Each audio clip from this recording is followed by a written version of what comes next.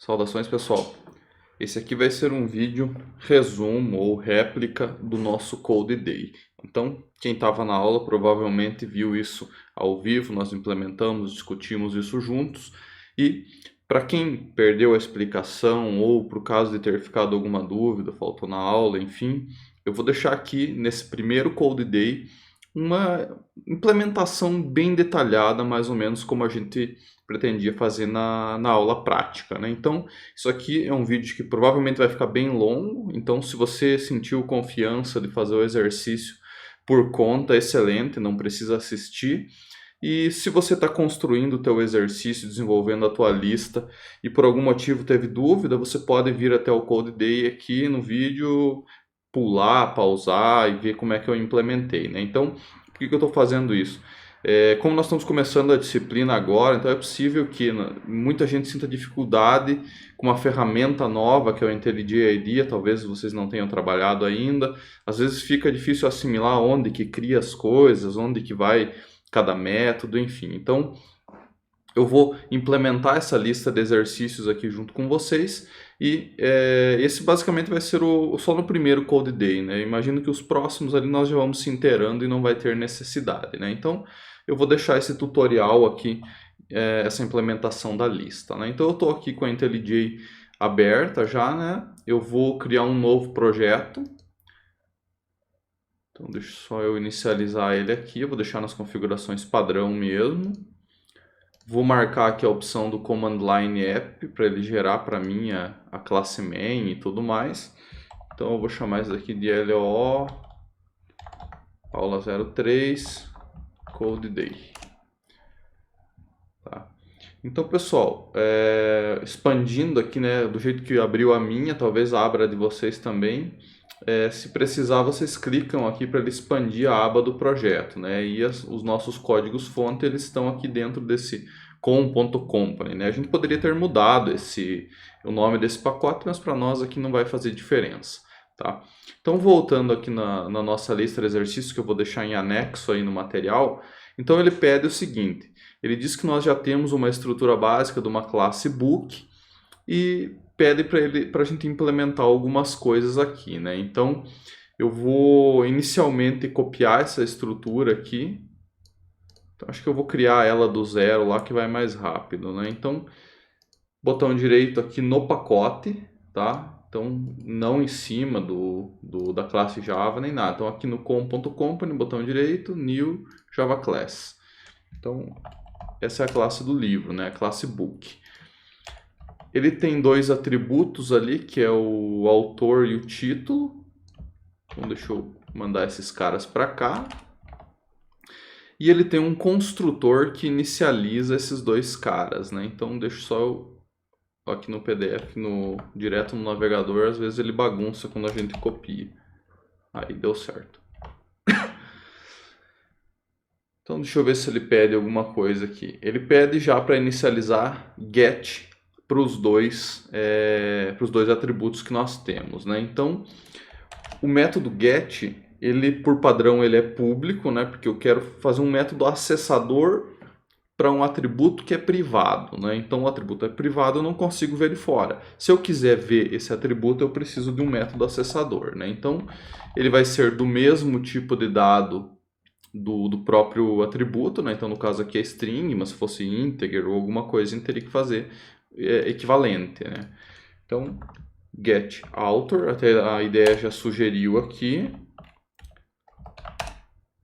e aqui dentro eu retorno o author, né? Então eu fiz um método acessador. O nosso atributo ele é privado, só que de fora, né, outros objetos podem acessar isso através do getAuthor. E agora eu vou ensinar uma dica para vocês, aqui na IntelliJ IDEA, Alt Insert, ele aparece um menuzinho chamado Generate, que também está disponível aqui, né? Code Generate, em algum lugar aqui deve ter aqui em cima, ó. Alt Insert, né? Ele deixa gerar algumas coisas automaticamente, então isso é a vantagem de você estar trabalhando com uma ferramenta mais completa, né? Então eu quero um getter, né? Um método get, e ele já vai me dizer o que falta, né? Ele não pega nem o author aqui porque eu já fiz, né? Então, title. Ele gerou para mim automaticamente. Pode ver que é o mesmo padrão, né? Ele não vai inventar uma sintaxe diferente, né? Então, vantagens que nós temos de trabalhar com uma IDE mais completa, né? Então, primeira atividade era essa. Ele pede na sequência, adicione dois métodos, printAuthor e printTitle. A estrutura básica da classe book, tá? Deve ser impressos os campos autor e título, respectivamente, na janela do terminal. Então, printAuthor e printTitle. Esses caras não tem como gerar automaticamente, né? Se a gente olhar aqui no Alt Insert, ele gera algumas coisas padrão do Java, né? Get, set, toString, enfim, né? Mas o print é um método novo que nós estamos criando, então ele tem que só imprimir as coisas, ele não precisa retornar nada, né? Então aqui, ó, podem ver que no exercício não fala nada sobre retorne alguma coisa, né? É diferente do método get, que precisa retornar. Get nunca imprime nada e set também nunca retorna nada, né? Então o get e set eles têm um padrão e você sempre segue o mesmo, né? Então vamos fazer esses dois caras aí. Print author também não recebe parâmetro nenhum, porque eu não preciso, todos os parâmetros que eu preciso estão dentro da classe, né? Que é o author e o title. E aqui system.out.println. Esse é o comando para impressão de dados no Java, né? Então quem que eu quero imprimir aqui? Eu quero imprimir o author. Beleza? Então, um método que imprime o autor. Ele não retorna, ele só imprime, né? Vamos fazer o print title agora.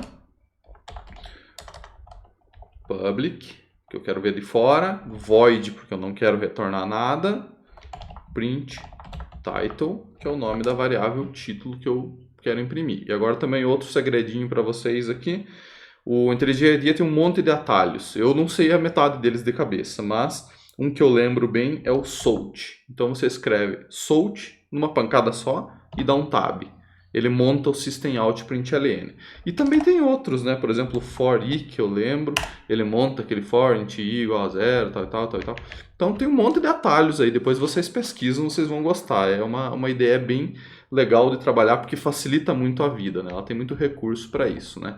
Então montou o system.out.println e aqui eu posso passar o título, né? Então já começamos a construir alguns comportamentos dentro da nossa classe, né? Ela tem o construtor, tem os getters e tem também um método que imprime, né?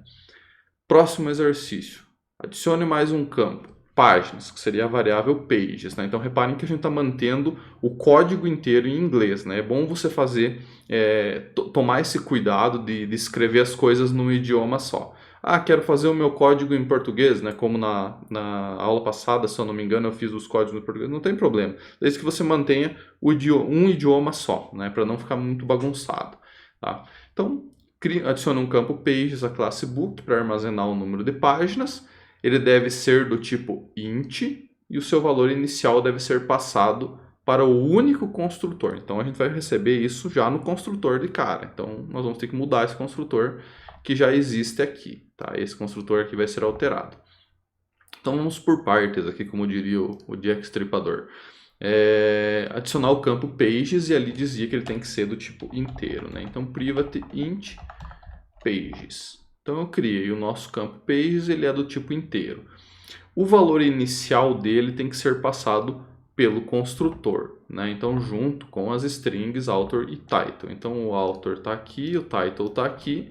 Eu vou manter o padrão e vou deixar book page, só para manter aqui a mesma nomenclatura. Ó, veem que essas variáveis aqui elas iniciam com book para não confundir com essa. Não precisa fazer isso no Java. O Java tem um recurso que você pode usar o this. O nome da variável, aí ele se vira. Mas vamos fazer usando essa mesma nomenclatura para a gente não diferenciar muito o código. Então aqui vai ser int book pages, tá? Recebi no construtor. E agora, o que eu faço com esse valor que eu estou recebendo? Eu faço a minha variável pages, que pertence à classe, receber book pages. Beleza, agora nós aumentamos o nosso construtor um pouco. O usuário tem que passar uma coisa a mais, só que ele já inicializa de cara a variável pages, né? O que mais que ele pede aqui? Inclua um método acessador getPages apropriado para esse campo, né? Então, o getPages eu vou deixar junto com os outros getters aqui. Tem várias abordagens para fazer isso, tá, pessoal? Tem gente que coloca em ordem alfabética os métodos, tem gente que coloca todos os get, depois todos os set, tem gente que coloca getSet da mesma variável, depois getSet de outra variável, getSet de outra.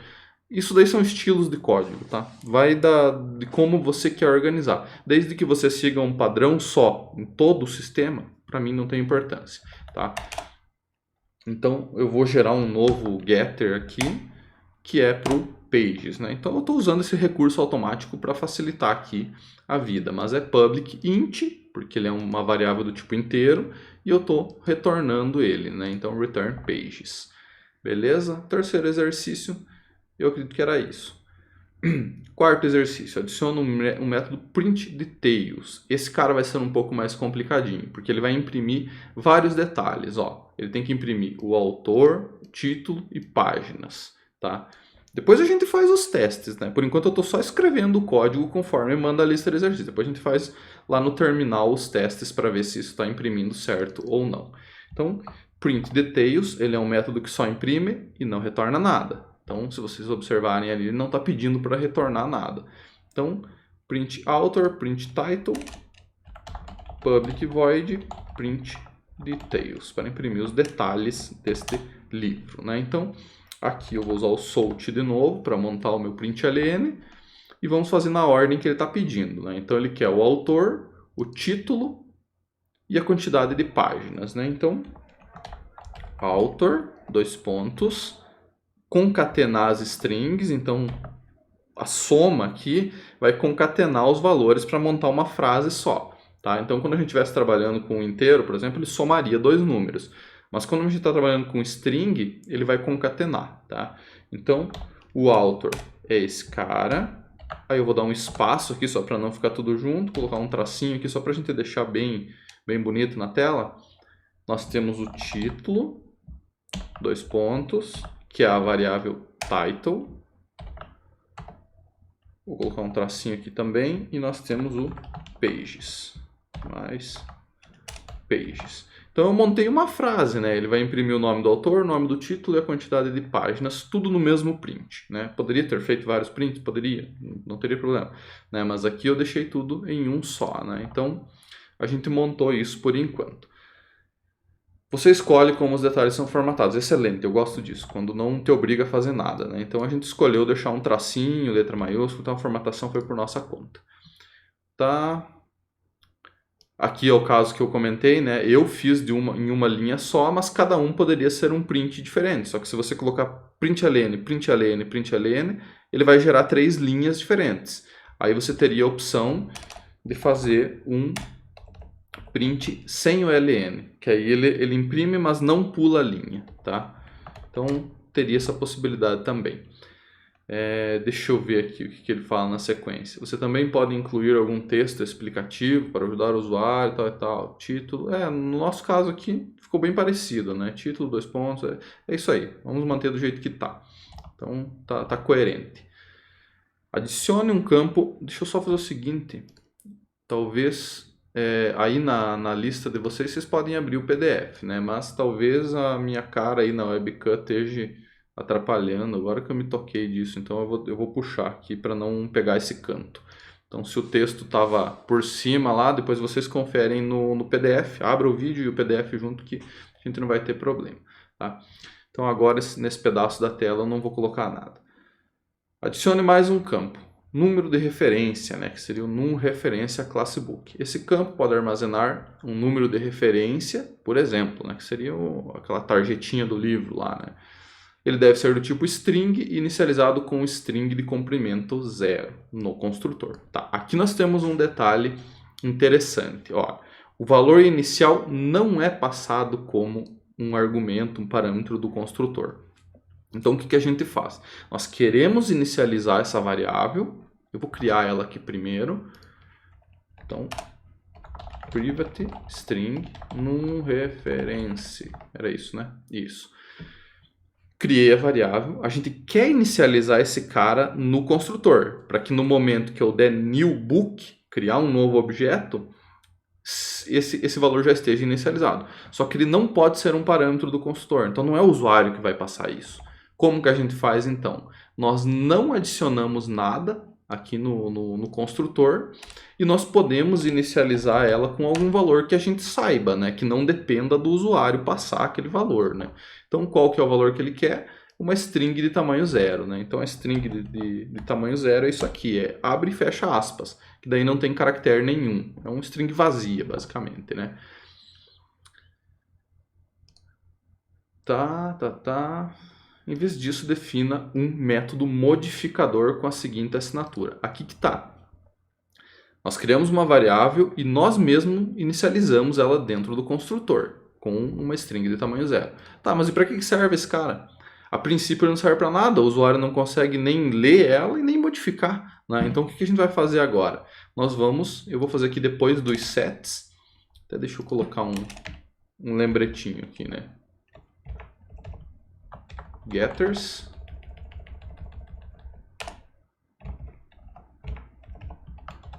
setters,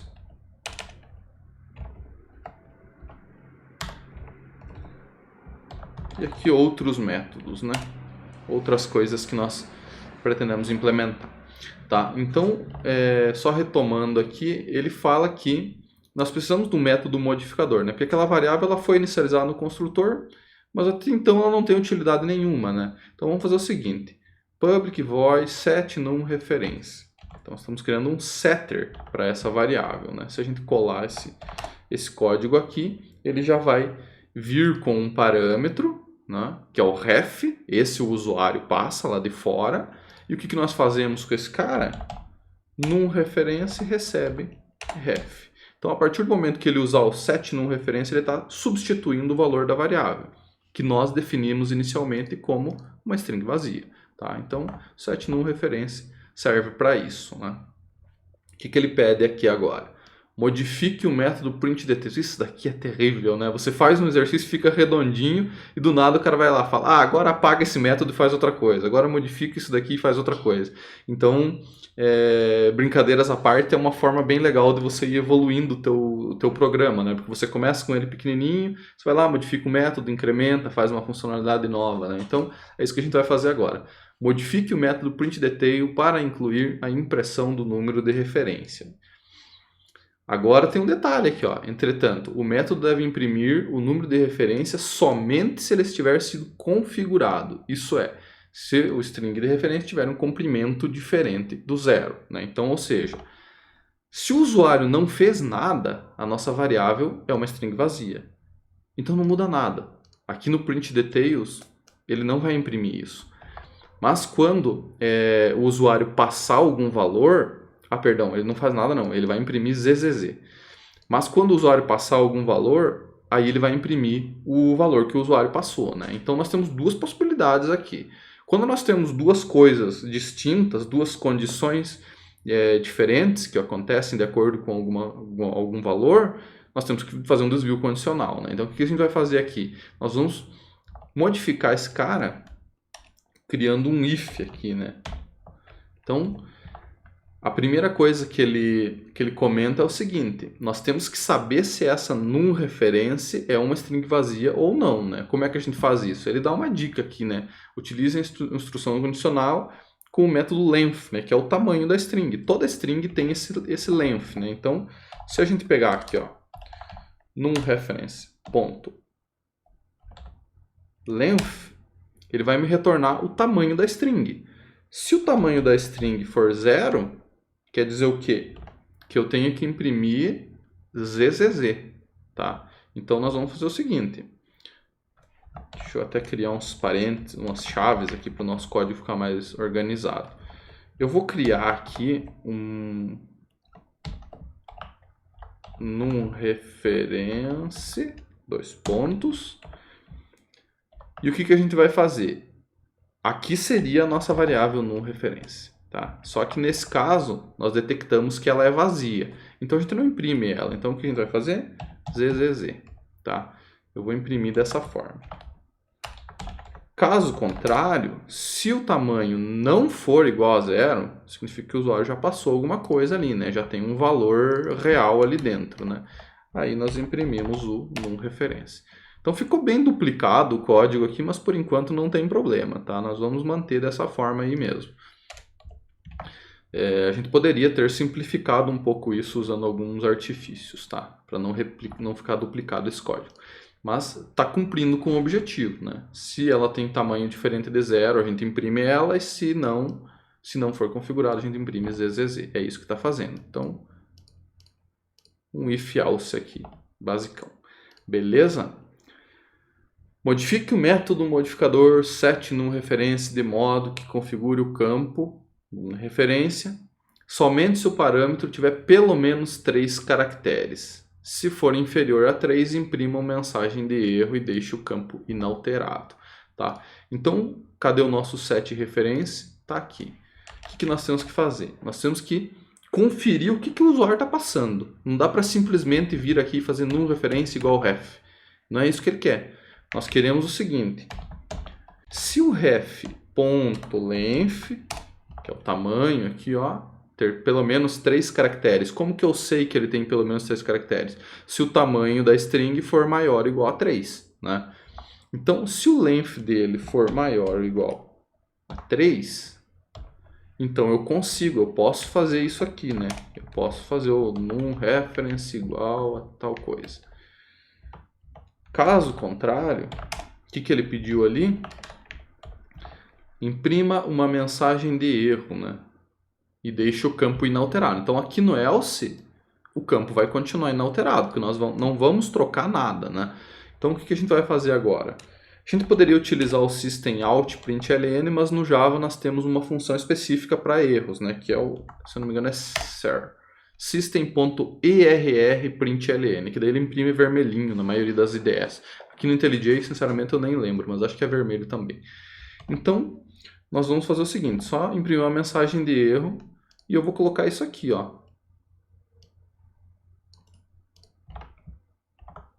O parâmetro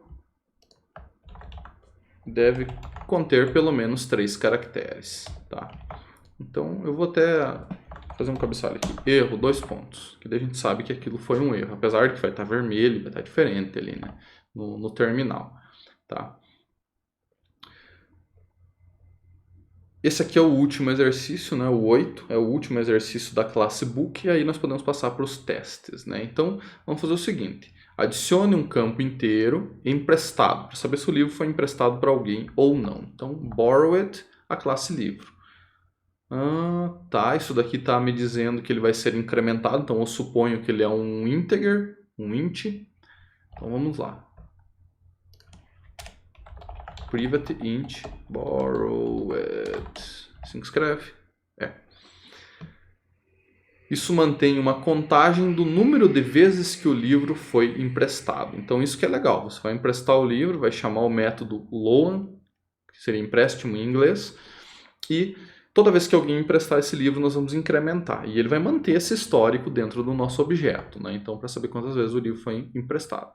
Então vamos lá, adicione o método modificador emprestar loan à classe.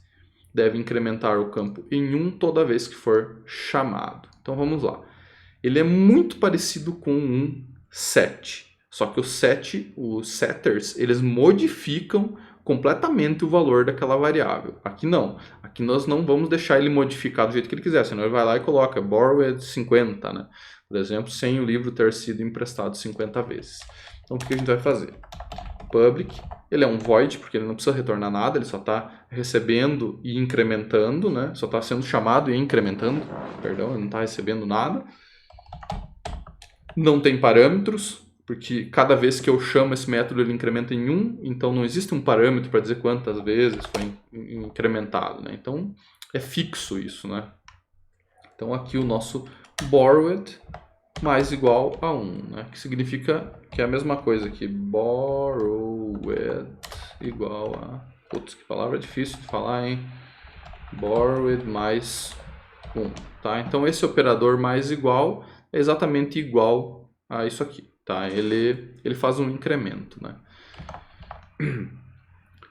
ele incrementa em 1 a nossa variável, e o que mais que ele pede? Inclua o método acessador, getBorrowed, que retorna o valor desse novo campo, né? Então eu vou deixar selecionado para a gente lembrar onde é que paramos, né? Agora o getBorrowed, ele é um getter, eu vou colocar junto com os getters aqui, né? Então, alt insert, getter, para o borrowed.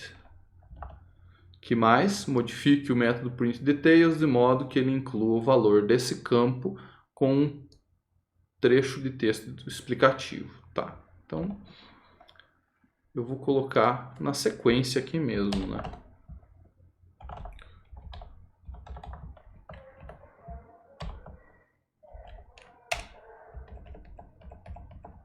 Então, isso aqui não tem nada a ver com o nosso ZZZ ali, a gente pode simplesmente concatenar com o restante dos dados que a gente precisa, né? Que seria o borrowed, tá? Dessa parte aqui terminou, porque o do 9 para frente já é outro exercício, né? Então eu vou fazer o seguinte, eu vou começar a testar agora para ver onde que a gente se perdeu, caso tenha acontecido algum problema, eu volto, tá? Eu volto na classe e mexo. Então vamos lá, book, b1 igual a new book. O que ele pede aqui? Autor, vamos colocar aqui, ó, Júlio Verne, título do livro, A Ilha Misteriosa. E quantas páginas tem? Espera aí. Ó, eu tenho o livro aqui, ó. Quem quiser ler, me dá um grito. Tem 524, e olha só, eu nunca li ele inteiro. 524. Vamos lá.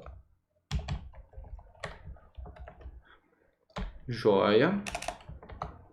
Agora nós podemos começar a brincar com esse objeto que a gente criou aqui, né? Então, o B1 ele tem alguns métodos getters, né? Se a gente executar, por exemplo, o getAuthor aqui, deixa eu dar um play aqui para ele compilar e executar. Ele executou e não imprimiu nada. Por quê? Porque o get ele retorna um valor, mas ele não imprime. Então isso aqui é legal porque se você quiser usar isso numa interface gráfica, numa aplicação web, não vai ser no console que você vai imprimir as coisas. Vai ser através de uma view HTML, através de um componente gráfico, enfim, né? Então, ele não imprime as coisas no console. Os getters eles são bem úteis para isso, né? Quando você precisa do dado dentro do código mesmo, né? Então, se a gente colocar um println aqui, um println, e dentro do println nós colocarmos o get, aí ele imprime. Então, vamos ver se deu tudo certo, Júlio Verne, beleza. Por outro lado, nós temos os métodos print ali, né? Até vou deixar isso daqui, né? O getAuthor, o getTitle, e nós temos o que imprime também, né? Que é o printAuthor. Então esse cara aqui, eu vou até deixar comentado os anteriores, esse sim, ele não retorna, ele imprime mesmo, né? Então reparem que ele já faz a vez do print, porque o print está lá dentro do método, né? Então printAuthor, printTitle e o printDetails. Aqui a gente já deve ver se funciona ou não aquela questão do ZZZ. Tá aqui, ó. Esse é um livro que não tem número de referência, nós não modificamos ainda aquele parâmetro, né? Então, ele está aqui como ZZZ. Agora nós vamos fazer o seguinte, b1.setNum referência. Eu vou colocar aqui somente um caractere, que vai ser o A. Ele não pode deixar. Nós temos uma validação lá que impede isso, né? Então vamos ver se ele está exibindo erro aqui, ó. Erro, o parâmetro deve conter pelo menos 3 caracteres, né? Agora, se a gente tentar ABC, vamos ver se dá certo. E aí eu já vou chamar o printDetails de volta. Então, esse dá erro. Ele vai aparecer o erro, só que daí na segunda vez que a gente chamou, que era o ABC, ele modificou, né? Ele apareceu o ABC aqui, né? Então, deixa eu ver se tinha mais alguma coisa. O borrowed, nós podemos testar o borrowed. Então vamos fazer o seguinte, o borrowed por enquanto está 0. Deixa eu só comentar aqui. Esse funciona. E aqui nós vamos fazer 3 empréstimos, né? Então B1.loa, 2, 3. Então, a primeira vez ele vai ter que imprimir 0. Aí quando ele passa pelos 3 empréstimos, aqui ele vai ter que imprimir o valor do borrowed no final, né? Tá aqui, ó, borrowed. E uma coisa interessante, ó, isso até foi bom que aconteceu para eu já explicar para vocês. Notem que esse cara aqui é esse print details. Ele foi impresso antes do erro. Por quê? E o erro tá bem antes, né? Que então, pensando logicamente, teria que acontecer o erro e depois ser impresso detalhes, tá? Isso às vezes buga aqui no nosso console, tá?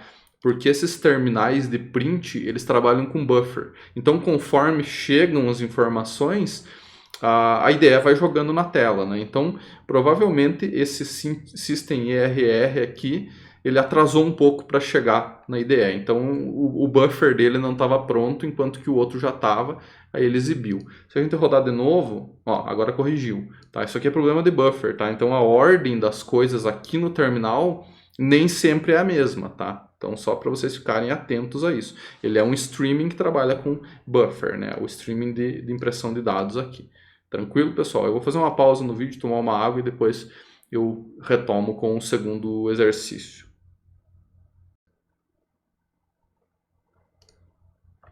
Então vamos dar sequência aos exercícios aqui. A partir de agora nós vamos trabalhar em uma classe nova, né? Ele até dizia que cria um novo projeto, tal e tal.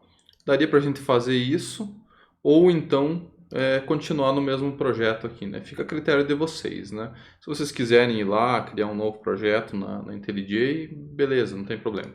Eu vou fazer o seguinte, eu vou criar aqui mesmo dentro do mesmo, só vou substituir esses códigos de teste aqui e quebrar eles em 2 métodos, né? Então, eu vou fazer aqui exercise book, que seria o primeiro.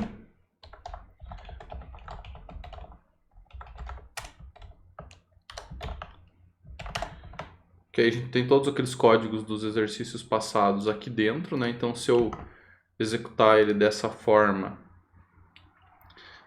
a main chama esse outro método que faz os testes, né? Então, a gente pode simplesmente deixar ele comentado aqui, que não vai ter influência nenhuma, né? E depois a gente faz o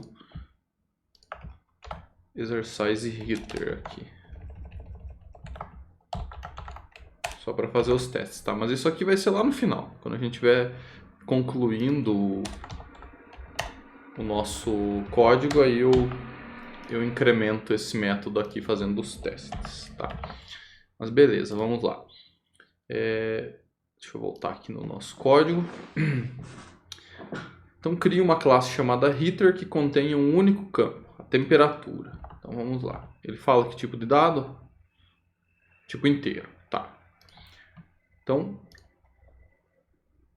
volto aqui no nome do pacote, né? Botão direito, new, Java class, heater.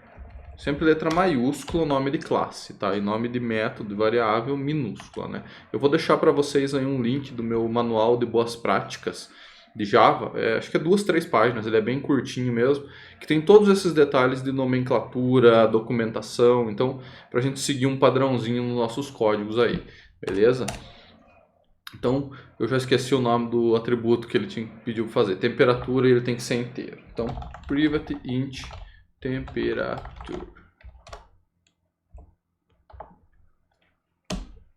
Beleza. Defina um construtor que não aceite nenhum parâmetro.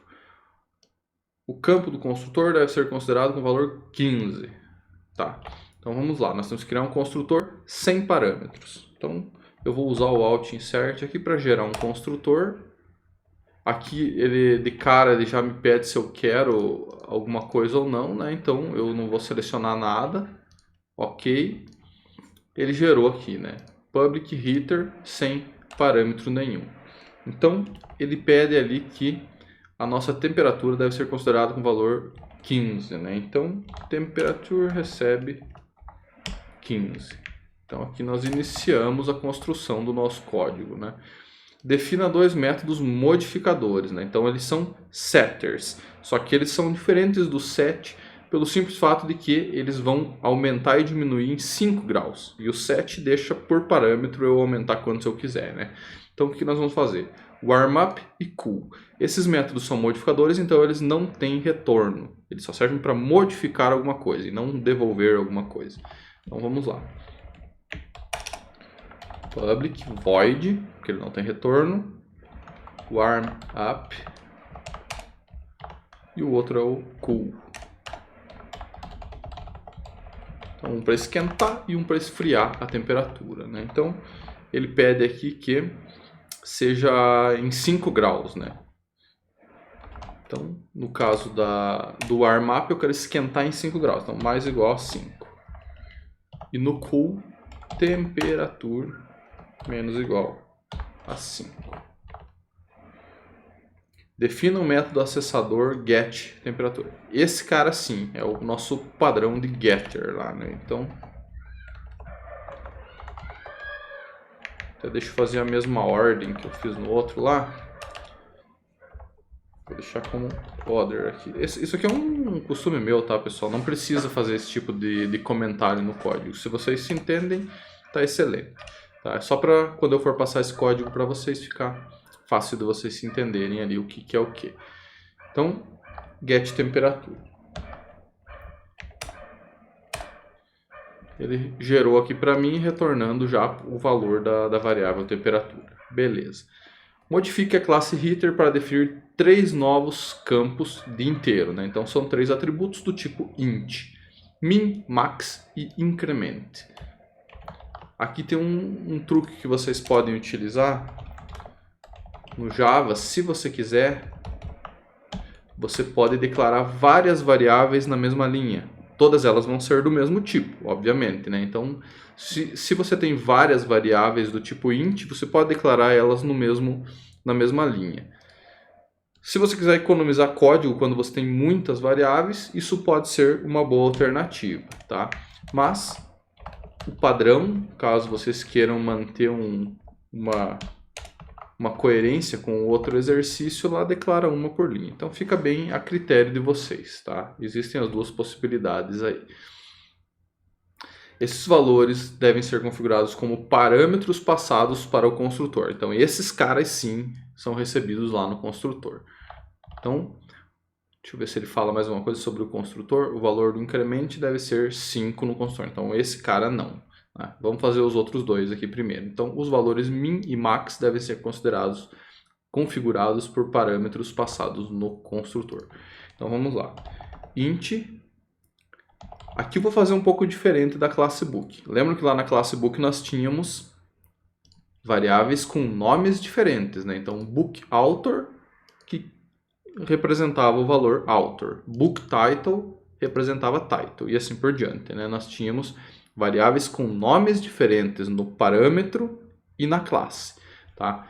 Eu vou fazer um pouco diferente para passar um conceito para vocês. Eu vou criar com o mesmo nome aqui e já vou mostrar para vocês como que eu diferencio quem está fora de quem está dentro, tá? Então, int min e int max. Se eu fizer min igual a min, não acusou erro nenhum, mas isso aqui não vai funcionar, tá? Por quê? Essa variável min aqui, que ele está assumindo, é a do parâmetro, né? Então, ou seja, a variável externa, que é a do escopo da classe, ela não está sendo modificada. E como que eu defino qual é qual, sabendo disso? Quando eu quero falar com o cara de fora, eu uso this ponto o nome da variável. Quando eu quero falar com o cara de dentro, que é esse aqui do parâmetro, eu uso só ele, né? Sem nada. Então, this.min refere-se à classe. E min refere-se ao contexto local, que seria só vale dentro do construtor. Tá? Então, só para vocês terem 2 exemplos aí e começar a relembrar as coisas do Java nesse início de disciplina. Então, this.max igual a max. Tá? Poderia ter feito this.author aqui, substituir? Poderia também, tá? Eu só deixei os 2 exemplos só para mostrar que tem 2 formas de fazer a mesma coisa, tá? O que ele pede na sequência? Que o valor do incremento seja configurado como 5. Então nós temos um incremento, né? Nós temos uma temperatura mínima, temperatura máxima e um incremento. Se eu quero ir de 1 em 1, de 2 em 2, de 10 em 10, né? Quantos graus que eu quero incrementar por vez. Para manter o padrão aqui, nós podemos fazer this em tudo, tá? Se vocês se sentirem mais confortáveis. Não precisa. Só precisa usar o this quando tem dois escopos diferentes com o mesmo nome, tá? Então, no caso aqui, se a gente for fazer o increment igual a 5, eu posso ou não colocar o this, né? Fica a critério de vocês. Se vocês quiserem usar o this em tudo para se referenciar às coisas da classe, inclusive no JavaScript tem que ser assim. Para quem for migrar depois para JavaScript orientado a objetos, vocês vão ver que vira uma chuva de this ali no meio, né? Então, aqui no Java não é obrigatório, tá? Só nesse caso quando é igual, que eu acabei de comentar. Então vamos lá. Inicializei ele com 5, beleza. Então nós cumprimos até agora o exercício. Modifique as definições de warmap e cool de modo que utilizem o incremento ao invés do valor explícito 5. Então aqui no warmap e no cool nós tínhamos 5 fixo, sempre ia incrementar em 5 unidades ou decrementar. Então agora o que nós vamos fazer? Nós vamos fazer ele utilizar o nosso incremento. Então se o incremento estiver valendo 2, ele vai incrementar de 2 em 2 ou decrementar de 2 em 2. E assim por diante, né? Sempre que eu modificar essa variável, eu estou mudando o fator de incremento ou decremento dos graus ali do nosso aquecedor. Tá? Antes de prosseguir, verifica se tudo funciona como antes. Então, em vez de a gente deixar os testes para o final, deixa eu só recolher esse cara aqui. Ó, na IDE nós temos essa opção de esconder os métodos, ele fica os 3 pontinhos. Quando você clica, ele volta. Então, só para a gente ficar mais concentrado aqui no nosso aquecedor, né? Vamos fazer os testes aqui. Heater H igual a new heater. Então eu criei um objeto do tipo heater e o nome da variável é H. Então a temperatura mínima eu vou colocar menos 5 graus. E a temperatura máxima, aliás, eu não vou trabalhar com número negativo. Depois no final a gente pode fazer um teste. Eu vou deixar 10 como mínimo e 100 graus como máximo, né? Nossa, então é um aquecedor do inferno, né? Ele consegue ferver a água até a temperatura ambiente, tá? Criamos esse cara. Agora, sem a gente mexer em parâmetro nenhum, nós podemos tentar dar um get temperatura aqui, só que como ele é um get, ele não imprime nada, eu vou colocar um system out, tá? Então, se a gente tentar executar esse cara agora,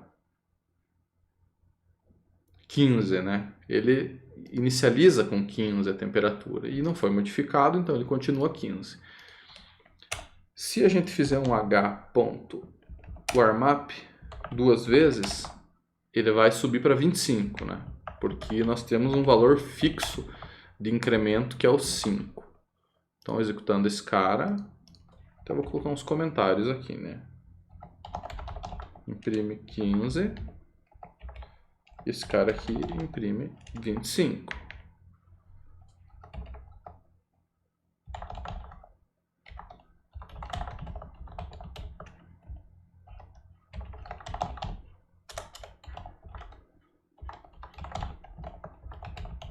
Tá? Agora que vem o pulo do gato aqui. Se a gente quiser fazer um teste mais avançado, nós podemos fazer o... ainda não tem, né? É o próximo exercício que a gente vai mudar o incremento, né? Deixa eu ver se eu não perdi esse set increment aqui. É passado no construtor. Valor... Não. Esquece. Depois que a gente vai fazer o set increment. Então eu estou colocando a carroça na frente dos bois. Vamos lá. Tá funcionando então, né? Ele está incrementando. Deixa eu só testar aqui se o decremento também funciona.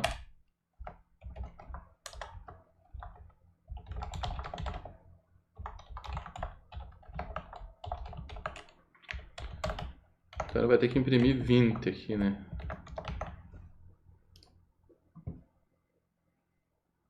Jóia. Então essa parte aqui foi a mais difícil. Antes de prosseguir, verifique se tudo funciona. Isso aqui foi o que deu mais trabalho até agora, né?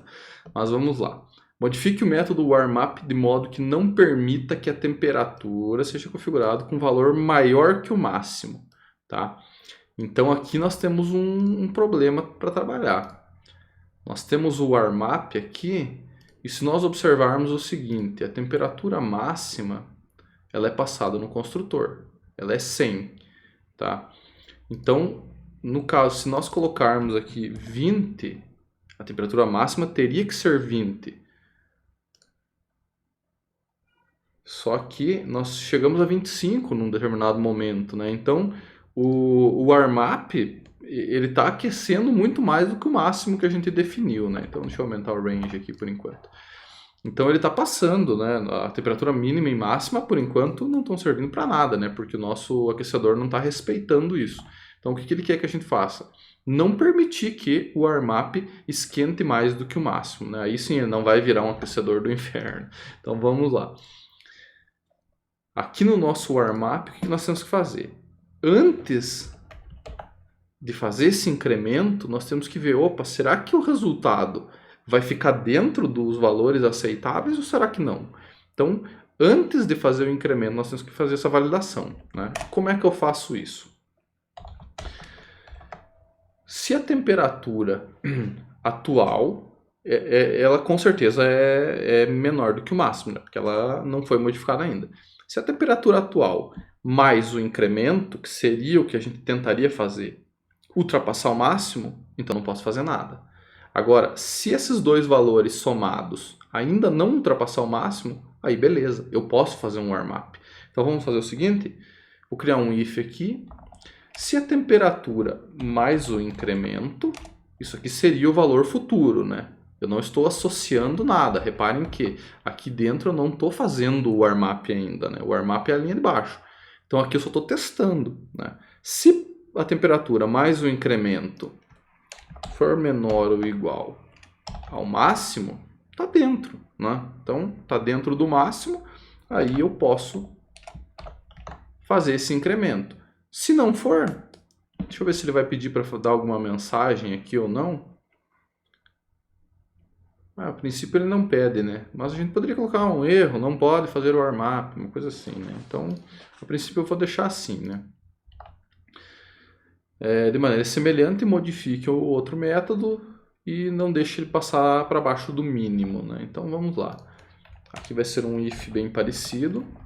Então, se a temperatura menos o incremento for maior ou igual, inverti o sinal, lembra? Ele tem que estar para cima desse valor, né? For maior ou igual ao mínimo, então eu posso fazer. Beleza, vamos fazer o teste agora.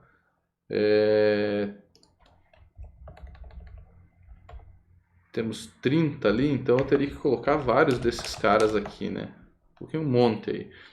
Então ele não deve deixar passar de 30. Ó, o máximo aqui foi 30, né? E reparem quantos warmup nós colocamos aqui, né? Até para a gente visualizar isso melhor, eu acho que talvez até o exercício peça isso depois, eu não lembro sinceramente dessa lista de exercício, mas vamos lá. Eu vou colocar um erro aqui, ó.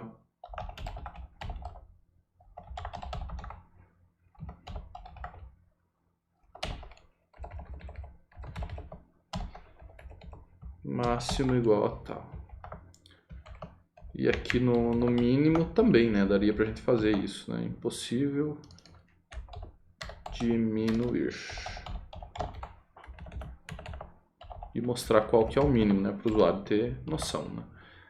Então vamos ver quantas vezes vai imprimir esse erro, né? Porque ele vai tentar fazer até onde der e depois, olha, impossível aumentar. Tá? Então ele bateu vários... Eu vou até tirar isso aqui agora, parou de fazer sentido, né? Porque agora... Ah, não. Aumenta em 5 graus. O que parou de fazer sentido é esse cara aqui.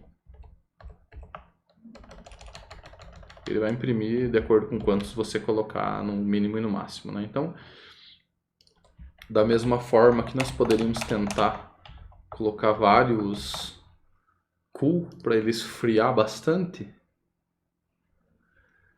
Impossível aumentar. Ah, aqui ele deu aquele bug do buffer, né? Mas não tem problema. Ele foi para cima e ele começou a diminuir.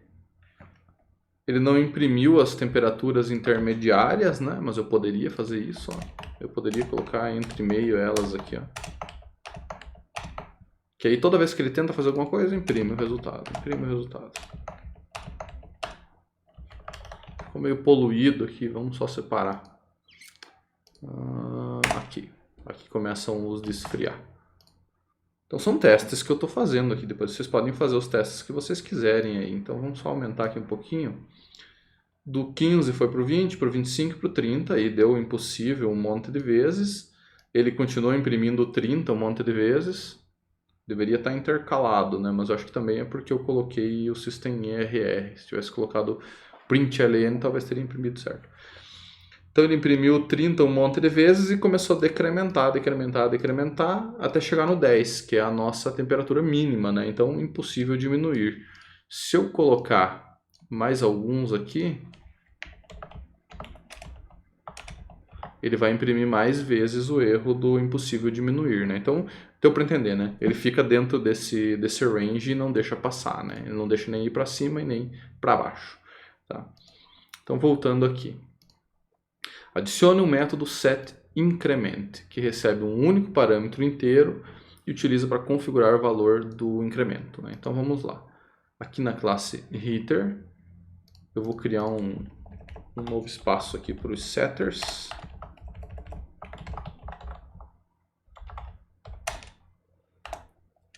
E vou adicionar o setIncrement. Tá. Então esse cara aqui, ele substitui aquele valor de 5, né, que nós deixamos fixo ali no início, né? Mais uma vez, teste se a classe funciona, criando alguns objetos e invocando operações no método main. Então as operações seriam aqui no método main, né? Mas como eu falei para vocês, eu criei dois métodos auxiliares, estáticos mesmo, para a gente só separar os dois exercícios, tá?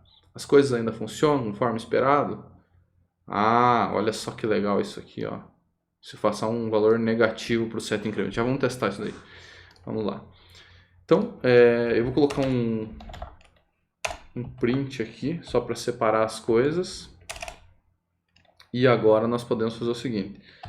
h.setIncrement eu vou colocar 2. Tá? Então agora nós podemos fazer o armap e cool em 2 unidades, né, ao invés de 5. Então aqui ele vai estar perto do mínimo, né? Vai subir e descer um pouquinho. Olha só. Então agora nós estávamos em 10, foi para 12, para 14, depois caiu para 12, caiu para 10, né? Então ele obedeceu o nosso incremento, né? Agora não pula mais de 5 em 5, né? Pula de quanto em quanto a gente quiser, né? Então tá aqui o setIncrement funcionando, né? Um teste curioso que ele pediu para fazer aqui, né? O que acontece se a gente passar um valor negativo? Será que o nosso método já está tratando isso? Será que não está? Vamos ver. Menos 2. Vamos fazer o teste? Olha só. Passou para baixo do mínimo, né? 8 foi para 6, e depois o cool ele não mexeu, né? Olha só, e a nossa temperatura mínima era 10, né? Não poderia ter acontecido isso, né? De forma alguma. Então, o que a gente pode fazer? A gente pode vir aqui no setIncrement e verificar se o incremento é maior ou igual a 0. O incremento de 0 não faria sentido, né? Mas vamos deixar até maior que 0. Que aí o cara não consegue colocar valores negativos e nem 0, né? Porque 0 não mudaria nada no nosso aquecedor, né? Então eu só vou deixar aqui no else o nosso erro, tá? Esses erros que eu coloquei são opcionais do exercício, tá, pessoal? Só estou fazendo para mostrar para vocês mesmo. Então, o incremento deve ser positivo. Opa, sobrou coisa. Então agora se a gente tentar executar, provavelmente ele não vai mudar. Ele continuou, manteve os valores que ele já tinha e o erro está aqui atrás, né? Então, pessoal, assim, se vocês estiverem se incomodando com essa questão do erro, eu acho que a gente poderia mudar aqui para System Out, só que daí ele vai aparecer preto, né? Ele vai ser mais difícil de identificar no meio dos outros logs aqui, né? Mas eu acho que ele vai resolver a ordem, pelo menos deveria, né? Então isso daqui resolve a ordem, né? Só que ele fica preto, ele fica mascarado no meio. Então uma opção, se vocês quiserem fazer esse tipo de log nos sistemas de vocês e não bagunçar o buffer ali, vocês podem criar uma tag. Então tudo que for erro, você coloca uma tag erro maiúsculo aqui no começo. Deixa eu ver, acho que era só isso. Que aí fica mais fácil de ler esse log ali no meio. Olha só, agora ficou bacana. O que é coisa certa, ele imprimiu o normal, né? E o que foi erro, ele ficou fácil de identificar. Apesar de não estar vermelho igual ao outro, agora sim, agora ficou na ordem certa e ficou com o buffer certo. Ele não mistura mais os dois buffers, como eu comentei, né? Que pode ser que um chegue antes que o outro, né? Então agora sim, resolveu. Beleza, pessoal? Deixa eu ver se tem mais alguma coisa nessa lista de exercícios. O código deve ser documentado de acordo com o manual do programador. Então lá vocês vão ver o seguinte. No manual de boas práticas, vocês vão ver que nós temos tags específicas. Inclusive, se você estiver em cima de um determinado método e quiser criar uma documentação para ele, isso é uma coisa muito legal. Você dá 2 cliques, barra, asterisco, asterisco e dá um enter, ele monta já aqui as coisas para você, né? Então, se você colocar aqui o que faz esse método, né?